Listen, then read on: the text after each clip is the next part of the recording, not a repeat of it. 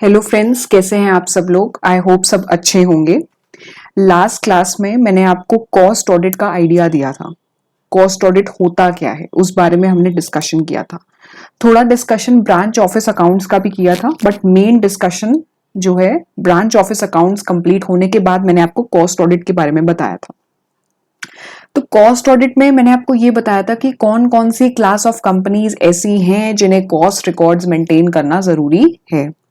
तो अगर हम बात करें एक पर्टिकुलरली किसी भी कंपनी की कि उसमें क्या टर्नओवर लिमिट होती है और क्या उसमें क्राइटेरियाज होते हैं, तो टर्नओवर लिमिट के हिसाब से जो इसमें एक क्राइटेरिया मेंशन्ड है, जो एक थ्रेशहोल्ड मेंशन्ड है, वो 35 करोड़ की है। यानी कि वो क्लास ऑफ कंपनीज जो गुड्स प्रोड्यूस करती हैं या सर्विसेज प्रोड्यूस करती हैं, उनका ओवरऑल टर्नओवर अपने सारे प्रोडक्ट्स एंड सर्विसेज से 35 करोड़ होना चाहिए इमीडिएटली प्रीसीडिंग फाइनेंशियल ईयर में। इमीडिएटली प्रीसीडिंग फाइनेंशियल ईयर का मतलब ये था कि जैसे अभी फाइनेंशियल ईयर 2021 चल रहा है, ठीक है, तो इमीडिएटली प्रीसीडिंग फाइनेंशियल ईयर क्या हुआ?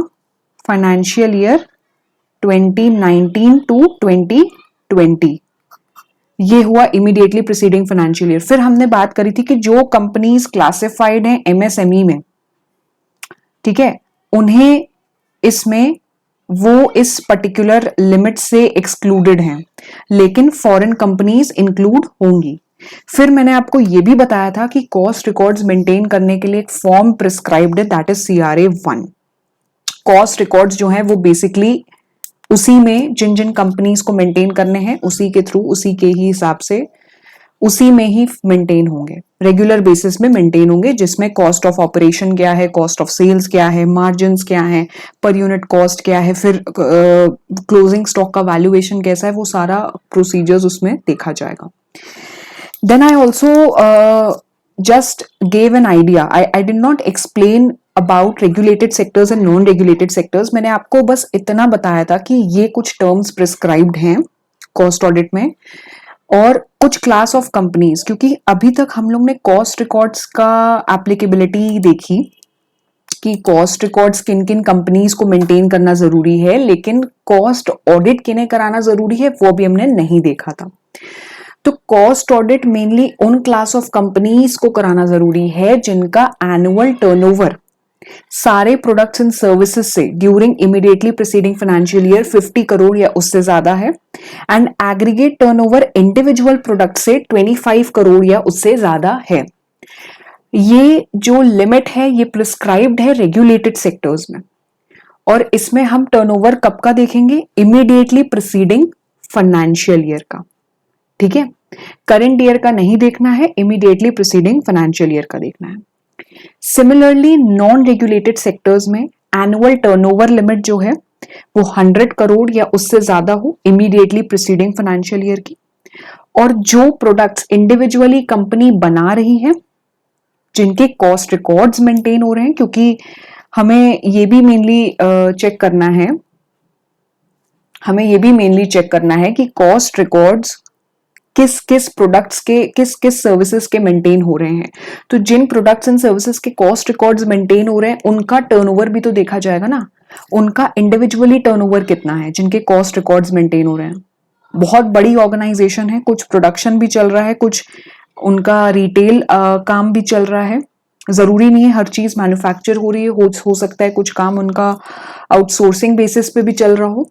तो अगर मैन्युफैक्चरिंग वाला पार्ट है तो टोटल टर्नओवर तो हम देख ही रहे हैं, लेकिन मैन्युफैक्चरिंग में जैसे कॉस्ट रिकॉर्ड्स मेंटेन हो रहे हैं, तो कॉस्ट रिकॉर्ड्स जिनके मेंटेन हो रहे हैं उन प्रोडक्ट्स या सर्विसेज का टर्नओवर, एग्रीगेट टर्नओवर उतने अमाउंट से ज्यादा होना चाहिए, चाहे वो रेगुलेटेड सेक्टर में हो या नॉन रेगुलेटेड सेक्टर में हो। जैसे कॉस्ट रिकॉर्ड की बात की थी, तो कॉस्ट रिकॉर्ड में तो ओवरऑल टर्नओवर ही 35 करोड़ के लिए प्रिस्क्राइब्ड है। किसी भी कंपनी का ओवरऑल टर्नओवर 35 करोड़ से ज्यादा है अगर, तो उसे कॉस्ट रिकॉर्ड्स बनाने ही हैं हर प्रोडक्ट और सर्विसेज के।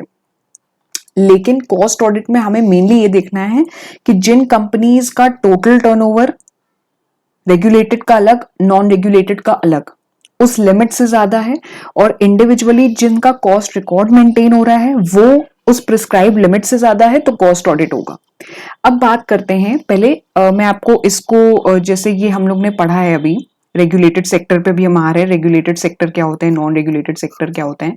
पहले मैं ये लिख दूं, इसमें देखिए ओवरऑल जो प्रिस्क्राइब्ड है टर्नओवर वो 50 करोड़ है, 50 करोड़ प्लस है, एंड जिनके कॉस्ट रिकॉर्ड्स मेंटेन हो रहे हैं तो उसमें टर्नओवर जो प्रिस्क्राइब्ड है वो 25 करोड़ या प्लस है। ठीक है, ये बात करी है रेगुलेटेड सेक्टर की। ठीक है, और अगर हम नॉन रेगुलेटेड सेक्टर की बात करें तो नॉन रेगुलेटेड सेक्टर में टर्नओवर लिमिट जो है वो 100 करोड़ की है ओवरऑल। ओवरऑल टर्नओवर जो है दैट इज 100 करोड़, और जो जिनके कॉस्ट रिकॉर्ड्स मेंटेन हो रहे हैं उसमें लिमिट कितनी है, 35 करोड़ प्लस, और वैसे ओवरऑल 100 करोड़। और ये सारी लिमिट्स जो है वो इमीडिएटली प्रीसीडिंग फाइनेंशियल ईयर की देखी जाएंगी। ठीक है, अच्छा अब बात करते हैं कि कॉस्ट ऑडिटर कौन है, कॉस्ट ऑडिटर कौन हो सकता है। तो इससे पहले मैं आपको एक ब्रीफ आइडिया दे दूं रेगुलेटेड नॉन रेगुलेटेड सेक्टर का। देखिए, वैसे तो अपने कॉस्ट ऑडिट में रेगुलेटेड नॉन रेगुलेटेड सेक्टर्स अलग से रूल्स में स्पेसिफाइड है। ठीक है, तो उसमें एक लिस्ट बनाई हुई है, एक प्रॉपर टैबुलर फॉर्म में लिस्ट है कि रेगुलेटेड सेक्टर्स कौन कौन से हैं, नॉन रेगुलेटेड सेक्टर्स कौन कौन से हैं। जैसे रेगुलेटेड सेक्टर्स में टेलीकम्युनिकेशन सर्विसेज आती हैं। ठीक है, और उसके अलावा जितनी भी इलेक्ट्रिसिटी से रिलेटेड जो भी बॉडीज एसोसिएटेड हैं, जो सप्लाई करती हैं इलेक्ट्रिसिटी, जनरेट करती हैं, ट्रांसमिट करती हैं, डिस्ट्रीब्यूट करती हैं। फिर उसके अलावा पेट्रोलियम प्रोडक्ट्स जो बनाती हैं, ड्रग्स एंड फार्मास्यूटिकल्स बनाती हैं, fertilisers and sugar and industrial alcohol. इसमें प्रॉपर एक लिस्ट है, वो लिस्ट मैं आपको डिस्क्रिप्शन बॉक्स में दे दूंगी, इनक्लोज कर दूंगी। उसमें स्पेसिफाइड है कि रेगुलेटेड सेक्टर में कौन से इंडस्ट्री कवर्ड है, नॉन रेगुलेटेड में कौन सी इंडस्ट्री कवर्ड है। अब जैसे नॉन रेगुलेटेड में बेसिकली जो मशीनरी बनाते हैं, जो डिफेंस में यूज होती है, स्पेस में यूज होती है, टर्बो जेट्स बनाते हैं, आर्म्स एंड एम्युनिशंस बनाते हैं, ठीक है, एक्सप्लोजिव्स बनाते हैं, तो ये सब चीजें नॉन रेगुलेटेड सेक्टर्स में आती हैं। उसके अलावा जैसे टैंक्स हो गए, ठीक है, आर्मर्ड व्हीकल्स हो गई, बेसिकली जो गवर्नमेंट के यूज में आनी है, जो आर्मी के यूज में आनी है। एरोनॉटिकल सर्विसेज हो गई, आयरन एंड स्टील की हो गई, रेलवे से रिलेटेड हो गई, roads and other infrastructure projects हो गए। ठीक है, ये बहुत डिटेल में दिया है, ये एग्जाम के लिए रेलेवेंट नहीं है कि क्या रेगुलेटेड सेक्टर है और क्या नॉन रेगुलेटेड सेक्टर में कौन कौन सी इंडस्ट्री कवर्ड है, ये एग्जाम में नहीं आने वाला है। बट एक नॉलेज के लिए आप उसे जरूर पढ़िएगा फ्री टाइम में, जब आप एक बार अपना रिवीजन करने के बाद आपको एज अपनी नॉलेज इंक्रीज करने के लिए पढ़ना है तो आप पढ़ सकते हैं। बेसिकली ये डिफाइंड है रेगुलेटेड एंड नॉन रेगुलेटेड में। ठीक है, तो कोई स्पेसिफिक डेफिनेशन नहीं है जो स्पेसिफाइड हो, जो मेंशन्ड हो एक्ट में। लिस्ट मेंशन्ड है पूरी टैबुलर फॉर्म में, उसमें ये लिखा हुआ है कि रेगुलेटेड सेक्टर में कौन कौन सी इंडस्ट्रीज कवर्ड हैं और सिमिलरली नॉन रेगुलेटेड में कौन सी कवर्ड हैं। ठीक, अब इसके अलावा जो है हमें ये देखना है कि कॉस्ट ऑडिटर का अपॉइंटमेंट, लेकिन उससे पहले कॉस्ट ऑडिटर कौन बन सकता है। देखिए, ऑडिट कौन कंडक्ट करेगा, कोई भी कॉस्ट अकाउंटेंट जो बोर्ड अपॉइंट करेगा। रेम्यूनरेशन भी वो डिटरमाइन करेगा। कैसे डिटरमाइन होगी रेम्यूनरेशन, मेंबर्स बताएंगे, और उस हिसाब से जैसे बोर्ड ने पहले अपॉइंटमेंट किया और रेम्यूनरेशन डिसाइड किया मेंबर्स ने। ठीक है, इसके अलावा अब इसमें क्या लिखा हुआ है, it may be noted that no person appointed under section 139 as an auditor of the company shall be appointed for conducting the audit of cost records. जो कंपनी का ऑडिटर अपॉइंट हो रहा है सेक्शन 139 के हिसाब से, उसे कॉस्ट ऑडिटर नहीं कहा जाएगा, उसे कॉस्ट रिकॉर्ड्स ऑडिट करने के लिए नहीं बोला जाएगा। कंपनी में कंपनी ऑडिटर अलग होगा, कॉस्ट ऑडिटर अलग होगा। ये दोनों अलग अलग इंडिविजुअल पर्संस होंगे, सेपरेट पर्संस होंगे, सेम नहीं होंगे। और इसके अलावा जो भी ऑडिटर है जो कॉस्ट ऑडिट कंडक्ट कर रहा है वो सारे कॉस्ट ऑडिटिंग स्टैंडर्ड्स को फॉलो कर रहा है, कंप्लाई कर रहा है, जो कि institute of cost accountants of India ने स्पेसिफाई किए हुए हैं। यानी कि अब जैसे institute of chartered accountants of India आप लोग को, हम लोग सीएज हैं और हम लोग सारे एएस और एसएस को फॉलो करते हैं। जो कॉस्ट ऑडिटर्स होते हैं वो जो भी अपना कॉस्ट अकाउंटेंट्स का जो इंस्टीट्यूट है वो जितने भी रेलेवेंट एसेस प्रिस्क्राइब करता है, ऑडिटिंग स्टैंडर्ड्स प्रिस्क्राइब करता है, उस हिसाब से वो वर्क करते हैं। ठीक है, उस हिसाब से वो चलते हैं और उसी के अकॉर्डिंग उन्हें वर्किंग करनी होती है। अब इसमें मेंशन ये है, बहुत इजी टॉपिक है, बिल्कुल भी आपको कोई हार्ड एंड फास्ट रूल नहीं है कि आपको समझना है, बहुत इजी है टॉपिक ये। नेक्स्ट टॉपिक जो है वो इसमें ये है, अपॉइंटमेंट कैसे होगा कॉस्ट ऑडिटर का। कॉस्ट ऑडिटर का अपॉइंटमेंट कैसे होगा? एक तो इसमें रूल्स हमेशा मेंशन्ड आपको मिलेंगे, जहां जहां पे भी रूल्स का रेफरेंस होगा तो रूल नंबर भी जरूर लिखा होगा। बट जरूरी नहीं है कि आप एग्जाम में रूल मेंशन करें, क्योंकि रूल्स याद नहीं रहते हैं, वो आपके नॉलेज के लिए है। बाद में आपको रूल्स पढ़ने हो तो आप रूल्स पढ़ सकते हैं।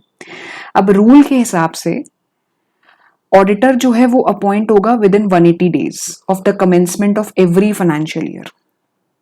ठीक है, कंपनीज जो है वो अपॉइंट करेंगी, यानी कि एक तरह से देखा जाए तो कौन अपॉइंट करेगा, ये ड्यूटी भी किसके पास किसके ऊपर आती है?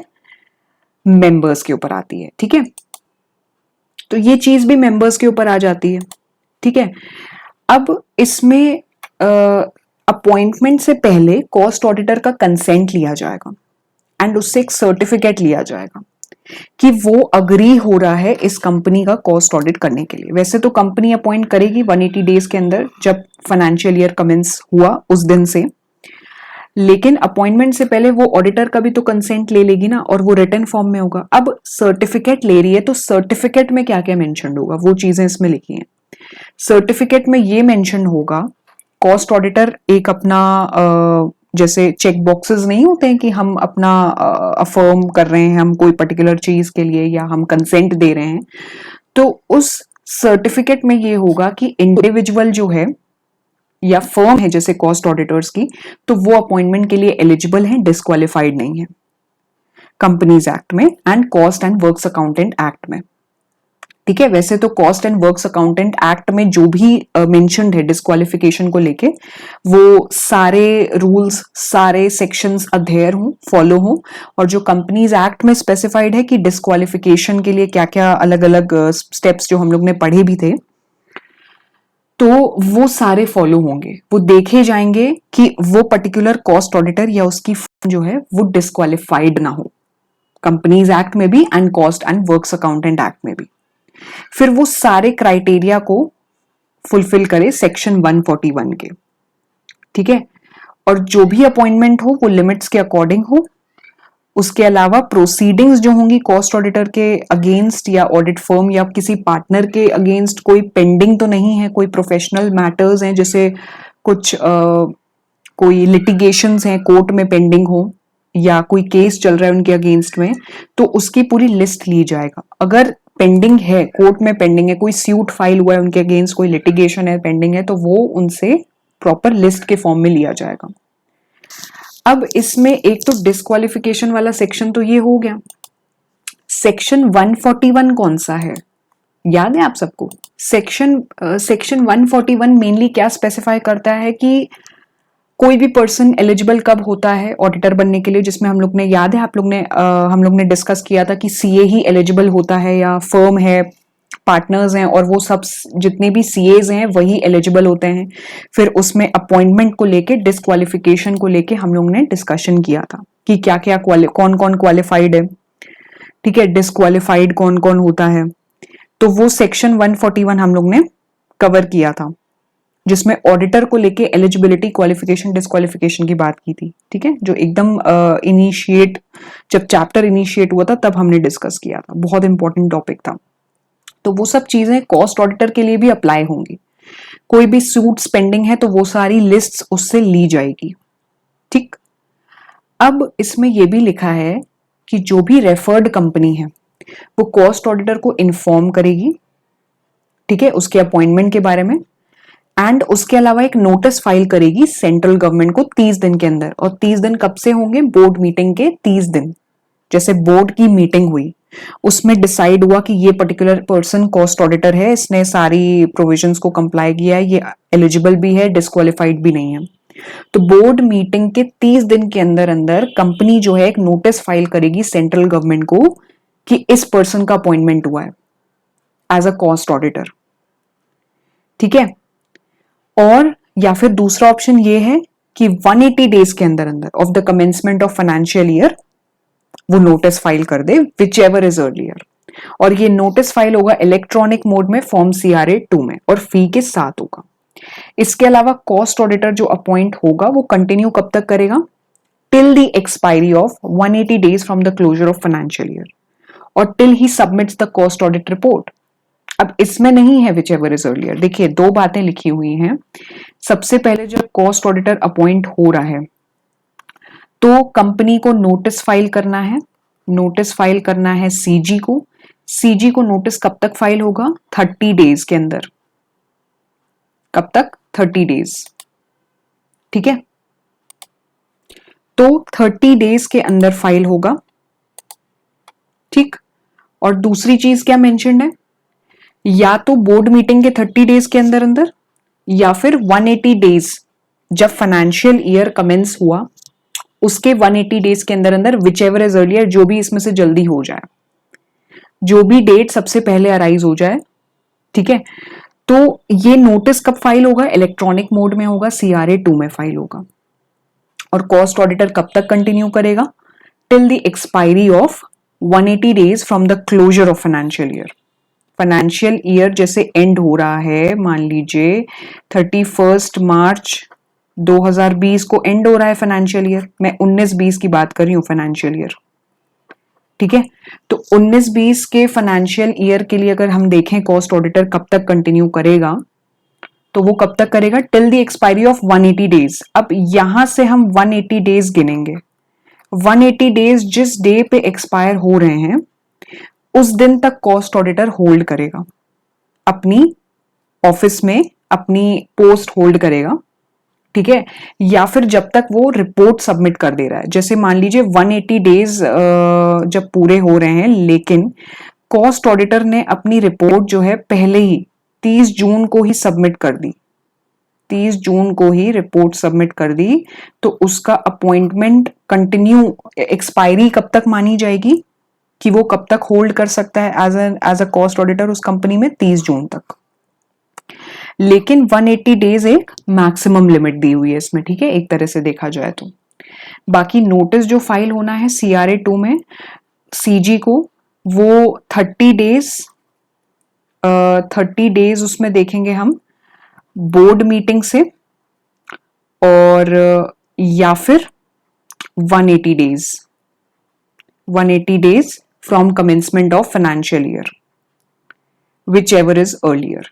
यानी कि देखिए, अब इसमें भी एग्जाम्पल हम देख लेते हैं। एग्जाम्पल क्या देख लेते हैं? चलिए मैं इसमें आपको एक एग्जाम्पल दे देती हूँ ताकि आपको कंफ्यूजन ना हो। देखिए, अब बोर्ड मीटिंग हो रही है जैसे मान लीजिए 25 जून को, तो उस हिसाब से अपॉइंटमेंट कब तक हो जाना चाहिए? अपॉइंटमेंट की बात नहीं कर रही हूं मैं, नोटिस कब तक चला जाना चाहिए? 24 जुलाई तक, ठीक है। इसमें नोटिस जाना चाहिए, या फिर 180 days of within a period of 180 days of the commencement of financial year. Financial year commence हो रहा है 1 अप्रैल को, ठीक है। अब यहां से आपको 180 डेज गिनने हैं, तो 180 डेज कितने हुए यहां से? तो 180 डेज कितने हुए, मतलब कब 180 डेज कौन सी डेट को कंप्लीट होंगे? अराउंड अगर अप्रैल से गिना जाए तो 27 सितंबर तक, 22 सितंबर तक कंप्लीट होंगे। तो इसमें से अर्लियर डेट कौन सी है? अर्लियर डेट है 24 जुलाई। तो 24 जुलाई तक कंपनी को नोटिस फाइल करना होगा, ठीक है। दोनों में से जो अर्लियर डेट हो, कमेंसमेंट ऑफ फाइनेंशियल ईयर से देखना है, ठीक है। अब कॉस्ट ऑडिटर के रिमूवल की बात आ रही है। ऑफिस से उसके देखिए कॉस्ट ऑडिटर को रिमूव कभी भी किया जा सकता है before expiry of his term board resolution pass करके, लेकिन उसे हम ऐसे ही नहीं हटा सकते हैं। भले ही बोर्ड का रेजोल्यूशन पास होगा, उसे रिमूव कर सकते हैं before expiry of his term, लेकिन तब भी उसे एक reasonable opportunity of being heard दी जाएगी, उसे सुनने का मौका दिया जाएगा, उसके रीजंस रिकॉर्ड किए जाएंगे, तब बोर्ड रेजोल्यूशन पास होगा और फिर उसे हटाया जाएगा अगर बोर्ड को उसके रीजंस डिससैटिस्फैक्टरी लगते हैं तो, वो डिसअग्री करते हैं अगर उससे। और इसमें एक फॉर्म CRA 2 सेम फॉर्म में सेंट्रल गवर्नमेंट को फाइल किया जाएगा, क्या बताने के लिए कि अनदर कॉस्ट ऑडिटर हमें अपॉइंट करना है, intimating appointment of another cost auditor, और उसमें बोर्ड रेजोल्यूशन भी लगेगा, क्योंकि हम बोर्ड रेजोल्यूशन पास करके ही कॉस्ट ऑडिटर को हटा रहे हैं। तो बोर्ड रेजोल्यूशन की कॉपी लगेगी, सेंट्रल गवर्नमेंट को अटैच होके फाइल होगी और एक नोटिस जाएगा CRA 2 में कॉस्ट ऑडिटर, नए कॉस्ट ऑडिटर के अपॉइंटमेंट के लिए। ठीक, अब कैजुअल वैकेंसी की अगर बात करें तो कैजुअल वैकेंसी अगर अराइज हो रही है कॉस्ट ऑडिटर के डेथ की वजह से, मान लीजिए उसकी डेथ हो जा रही है या उसने खुद ही रिजाइन कर दिया, तो ये बोर्ड फिल करेगा 30 दिन के अंदर अंदर। नॉर्मल कंपनी ऑडिट के जब हम कैजुअल वैकेंसी के सेक्शन पढ़ रहे थे, हम लोग एनालाइज कर रहे थे, तो उसमें भी 30 डेज की लिमिट थी और इसमें भी 30 डेज की लिमिट है जो कि सेम है। ठीक है, बोर्ड ही फिल करेगा कैजुअल वैकेंसी 30 डेज के अंदर अंदर, और उसके बाद कंपनी इन्फॉर्म कर देगी सेंट्रल गवर्नमेंट को फॉर्म CRA 2 में with in 30 days of such appointment of cost auditor. जब नया कॉस्ट ऑडिटर अपॉइंट होगा तो उसके अपॉइंटमेंट के 30 दिन के अंदर अंदर कंपनी सेंट्रल गवर्नमेंट को फॉर्म CRA 2 एनक्लोज करेगी, बताने के लिए कि हमने कैजुअल वैकेंसी जो क्रिएट हुई थी वो फिलअप हो गई है। तो ऑलमोस्ट देखिए सब सेम ही रूल्स हैं, बस यहाँ पे हो क्या रहा है, डिफरेंस क्या राइज हो रहा है कि फॉर्म CRA 2 बहुत इंपॉर्टेंट रोल प्ले कर रहा है। अपॉइंटमेंट हो रहा है ऑडिटर का, रिमूवल हो रहा है अगर कैजुअल वैकेंसी भी हो रही है। ठीक है, तो ये सारी डिटेल्स फॉर्म CRA 2 में जा रही है, तो बहुत मेजर रोल प्ले कर रहा है। फिर अगर बात आ रही है रेम्यूनरेशन की, तो रेम्यूनरेशन में अगर देखा जाए, देखिए यहां पर भी दोनों चीजें लिखी हुई हैं। कैसे दोनों चीजें लिखी हुई हैं, जिस कंपनी को ऑडिट कमिटी बनाना जरूरी है, कॉन्स्टिट्यूट करना जरूरी है, तो बोर्ड अपॉइंट करेगा इंडिविजुअल जो कि कॉस्ट अकाउंटेंट होगा या फर्म होगी कॉस्ट अकाउंटेंट्स की, लेकिन वो कब अपॉइंट करेगा, जब ऑडिट कमिटी रिकमेंड कर देगी, और वो ही रेम्यूनरेशन भी रिकमेंड करेगी कॉस्ट ऑडिटर की। ठीक है, बाकी जो ऑडिट कमिटी रेम्यूनरेशन रिकमेंड करेगी वो बोर्ड ऑफ डायरेक्टर्स अप्रूव करेंगे, और उसके बाद मेंबर्स जो है अपनी जनरल मीटिंग में डबल चेक करेंगे या डबल अप्रूव करेंगे या उसे कंफर्म करेंगे। ठीक है, तो ये चीज किसके लिए है, जिन कंपनीज को ऑडिट कमिटी कॉन्स्टिट्यूट करना जरूरी है। लेकिन जिन कंपनीज को ऑडिट कमिटी कॉन्स्टिट्यूट करना जरूरी नहीं है, तो उस केस में बोर्ड ही अपॉइंट करेगा कॉस्ट अकाउंटेंट या फिर फर्म ऑफ अकाउंटेंट्स जो कि प्रैक्टिस में होंगी, और उसके अलावा जो रेम्यूनरेशन होगा वो मेंबर्स कंफर्म कर देंगे जनरल मीटिंग में। इट्स वेरी सिंपल, बहुत सिंपल है, कुछ हार्ड एंड फास्ट रूल नहीं है। रही बात क्वालिफिकेशन डिस्क्वालिफिकेशन की, तो वो सारी अप्लाई ऐसे जैसे कंपनीज एक्ट में होती हैं सेम वैसे ही अप्लाई होंगी कॉस्ट ऑडिटर को भी। ठीक है, वो हमें दोबारा से रिपीट करने की जरूरत नहीं, क्योंकि हम एलिजिबिलिटी, क्वालिफिकेशंस, डिस्क्वालिफिकेशन सब ऑलरेडी फर्स्ट जब चैप्टर कमेंस किया था तो वो हम पढ़ चुके हैं। अब कॉस्ट ऑडिट रिपोर्ट किस किस को सबमिट होगी उससे रिलेटेड बातें लिखी हैं। जैसे सबसे पहले बोर्ड ऑफ डायरेक्टर्स को जाएगी कॉस्ट ऑडिट रिपोर्ट, जो भी उसकी क्वालिफिकेशंस होंगी, ऑब्जर्वेशंस होंगी, फॉर्म CRA 3 में। पूरी रिपोर्ट बोर्ड ऑफ डायरेक्टर्स को जाएगी within a period of 180 days from the closure of financial year to which the report relates. Financial year for example 2019-20 है, तो कॉस्ट ऑडिट रिपोर्ट लगभग कब तक चली जानी चाहिए, सितंबर, आई गेस 27 सितंबर के आसपास कॉस्ट ऑडिट रिपोर्ट चली जानी चाहिए ना, within a period of 180 days from the closure of financial year, क्योंकि फाइनेंशियल ईयर क्लोज हो रहा है 31 मार्च 2020 में और कॉस्ट ऑडिट रिपोर्ट उसी फाइनेंशियल ईयर की है। फिर बोर्ड ऑफ डायरेक्टर्स जो है वो कंसिडर करेंगे, एग्जामिन करेंगे रिपोर्ट, और जो भी क्वालिफिकेशंस होंगी उसे पढ़ेंगे जो कॉस्ट ऑडिटर ने दी है। ठीक है, तो पहला सबमिशन होगा बोर्ड ऑफ डायरेक्टर्स को फॉर्म CRA 3 में, दूसरा सबमिशन होगा सेंट्रल गवर्नमेंट को, और वो कौन करेगा? कंपनी। जैसे ही उसे कॉस्ट ऑडिट रिपोर्ट की कॉपी मिलेगी कॉस्ट ऑडिटर से, जिस दिन वो रिसीव हो रही है उसके 30 दिन के अंदर अंदर कंपनी क्या करेगी? सेंट्रल गवर्नमेंट को वो रिपोर्ट फर्निश करेगी पूरी इंफॉर्मेशन एक्सप्लेनेशन के साथ। मान लीजिए कॉस्ट ऑडिटर ने कुछ रिमार्क्स ऐसे दिए हैं, एडवर्स रिमार्क्स दिए हैं, क्वालिफिकेशंस दिए हैं कि ये कुछ फाइंडिंग्स उसने ऑब्जर्व करी हैं, तो उसके पूरे रिमार्क्स के साथ, उसके पूरे एक्सप्लेनेशंस के साथ कंपनी 30 डेज के अंदर अंदर सेंट्रल गवर्नमेंट को वो रिपोर्ट के साथ, रिपोर्ट प्लस अपने एक्सप्लेनेशन भेजेगी, फर्निश करेगी विद इन 30 डेज। कब से? जिस दिन उसे कॉस्ट ऑडिट रिपोर्ट रिसीव हुई कॉस्ट ऑडिटर से। और ये रिपोर्ट किस में जाएगी? फॉर्म CRA 4 में, इन एक्सटेंसिबल बिजनेस रिपोर्टिंग लैंग्वेज, यानी कि XBRL फॉर्मेट में। XBRL प्रॉपर एक फॉर्मेट होता है, कंपनीज रूल्स में डिफाइंड है, वो हम आगे कवर करेंगे। जिस फॉर्म में, जैसे बेसिकली ये कुछ ऐसे प्रिस्क्राइब्ड एक रिपोर्टिंग लैंग्वेज होती है जिसमें रिपोर्टिंग बेसिकली जो जितने भी डॉक्यूमेंट्स फर्निश करने होते हैं जैसे सेंट्रल गवर्नमेंट को, तो वो सबमिट होते हैं। XBRL फॉर्मेट होता है प्रॉपर, तो उसमें ही पूरी रिपोर्ट जाएगी, प्लस एक्सप्लेनेशंस जाएंगे किसके? कंपनी के, अगर कोई कॉस्ट ऑडिटर की ऑब्जर्वेशंस हैं। अब इसमें बात बेसिकली करी हुई है duty to report on fraud की, कि अगर फ्रॉड उसे दिखेगा, कॉस्ट ऑडिटर को लगता है, तो वो अपने, उसकी ड्यूटी क्या कहती है? वैसे तो कंपनी ऑडिटर की भी ड्यूटी यही कहती है कि वो फ्रॉड पे रिपोर्टिंग करें। सेम वही चीज कॉस्ट ऑडिटर पे भी अप्लाई करती है, वो फ्रॉड पे रिपोर्टिंग करेगा। लेकिन अब इसमें जो है ना, कुछ पीनल प्रोविजंस हैं। पीनल प्रोविजंस में आपको एक ब्रीफ आइडिया दे रही हूँ, नेक्स्ट क्लास में इसको और अच्छे से कवर करेंगे।